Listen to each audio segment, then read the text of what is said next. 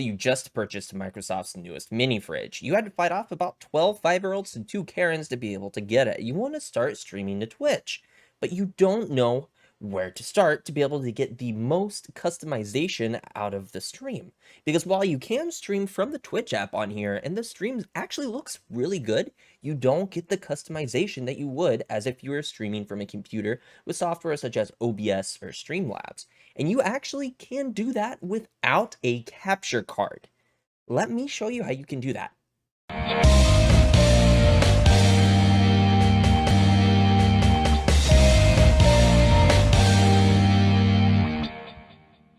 Microsoft implemented something inside of the Xbox One, and it's called Remote Play. The whole idea behind it is that you're able to play your games anywhere from your computer or even on your phone. Now, I being a real gamer, I don't ever leave my house, and I wanted to try and figure out how I can actually utilize Remote Play. So I thought about it, and I was like, well, it's already being streamed. Why don't we just capture what we have that's being streamed on something like OBS or Streamlabs OBS? We can ship that off to whatever streaming platform that we want. And it actually works really well. All you need is a Windows 10 or a Windows 11 computer. You just need to open up the Xbox app. From there, you log in. Now, let me show you what you need to do in the Xbox app to get the console added. Just open up the Xbox app, then go to your profile.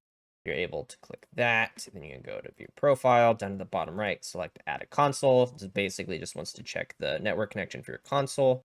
Now it's going to tell you to turn on your console and sign in with your account. Basically, once you've done that, there's going to be a prompt that comes up on the screen for your Xbox, and it's going to have you type in some numbers and letters on a web page in order to just give basically the computer permission to be able to remote in and be able to do everything we're wanting to do. I can't do that because I've added the console.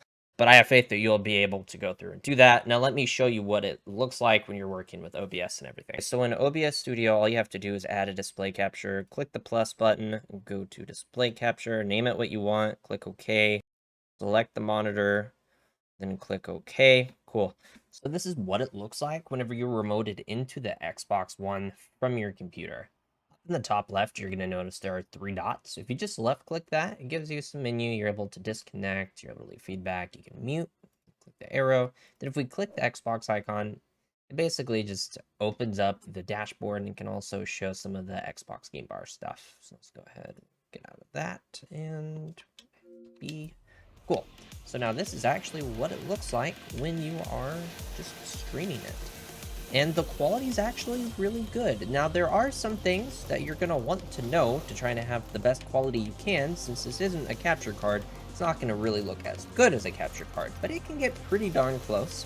One, you're going to want to try and use an Ethernet cable, because if you're using Wi-Fi, sometimes you can run into some really weird things. There's also interference, especially if you live in an apartment.